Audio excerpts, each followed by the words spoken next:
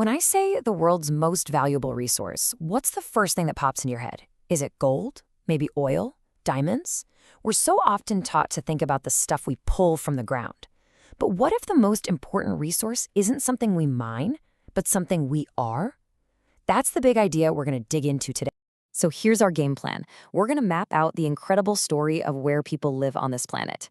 We'll kick things off by rethinking what the ultimate resource even is. Then we'll look at where we're all clustered, figure out why, see how our numbers are changing over time, and finally, learn how to read what's basically an X-ray of a country's population. All right, first up, let's challenge that old assumption about what really drives value on Earth. This is a perspective shift that honestly changes how you see everything. I mean, just let that sink in for a second. It's so simple, but it's powerful. Think about it. Things like minerals, water, even soil. They're just raw materials, right? They only become valuable when people apply their brains and their skills to them. We're the ones who turn a hunk of iron ore into a skyscraper or a patch of dirt into a farm that feeds thousands.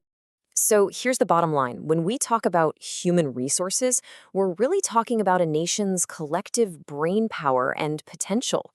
It's the health of the people, the quality of their schools, their skills. That's what truly defines a country's wealth. It's the whole reason governments have ministries dedicated to developing this one resource. But just like oil or gold, it is not spread evenly across the globe. Not even close. So if people are the ultimate resource, where are they? Where on this big blue marble do we all live?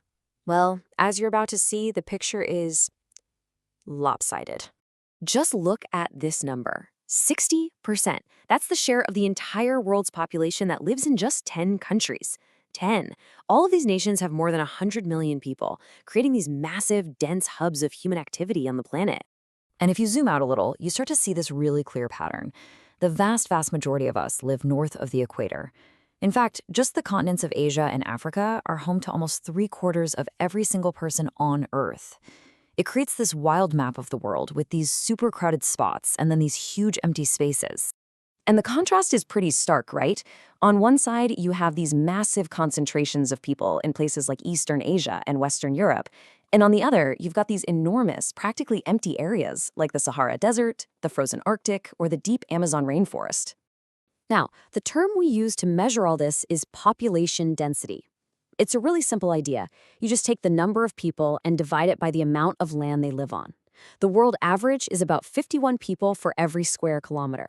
But that average is kind of misleading because it hides these incredible extremes, from packed city-states with thousands of people crammed in to huge wildernesses with almost nobody.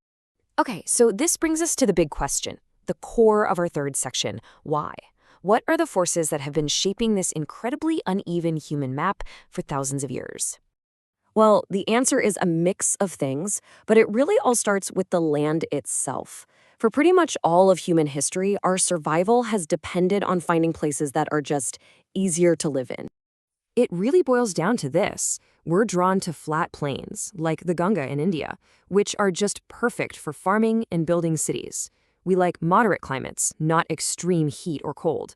And this is the big one, we absolutely need fresh water and good soil. It makes sense, right?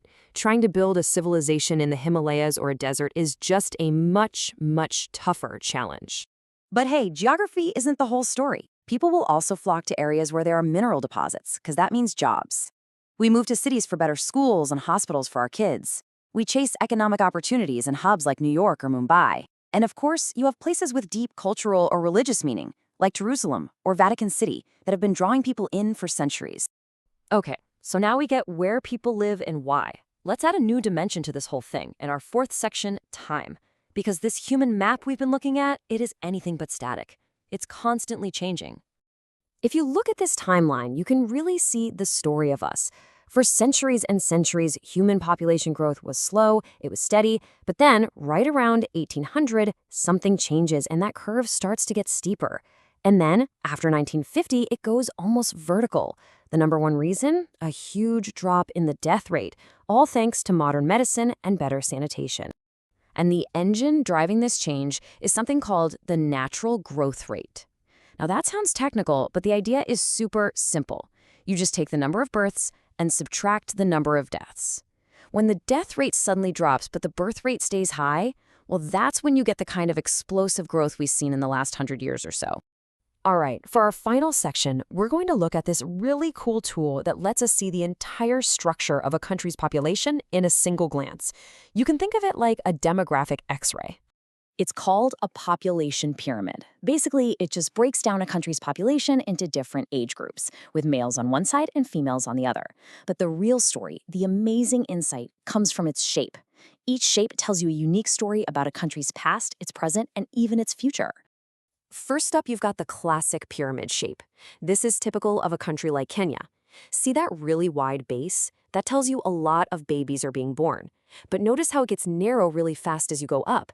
That tells us that life expectancy is lower, the death rate is higher, and not as many people are reaching old age. Next, you've got a shape like India's. The base is still pretty wide, but see how it doesn't get skinny quite so fast? This is a sign that death rates are going down, and more people are surviving into their adult years. This shape points to a really dynamic and strong labor force, a huge number of young, working-age people. And finally, there's the contracting pyramid, with a country like Japan as a classic example. The most important thing to see here is that narrow base. That means a low birth rate. So when you have fewer young people supporting a very large aging population, the pyramid gets top-heavy. This signals some major economic challenges ahead, like big strains on social security and healthcare. And it's a huge reason why countries like this are often pushing the boundaries of robotics and automation. And that brings us to our final thought for today. The way people are spread out, the way our numbers grow, the very shape of our populations, it all tells a story about our past and gives us some pretty big clues about our future. So after seeing all these patterns, what story do you think the pyramid for your country is going to tell in the next 50 years? And what do you think that's going to mean for the rest of the world?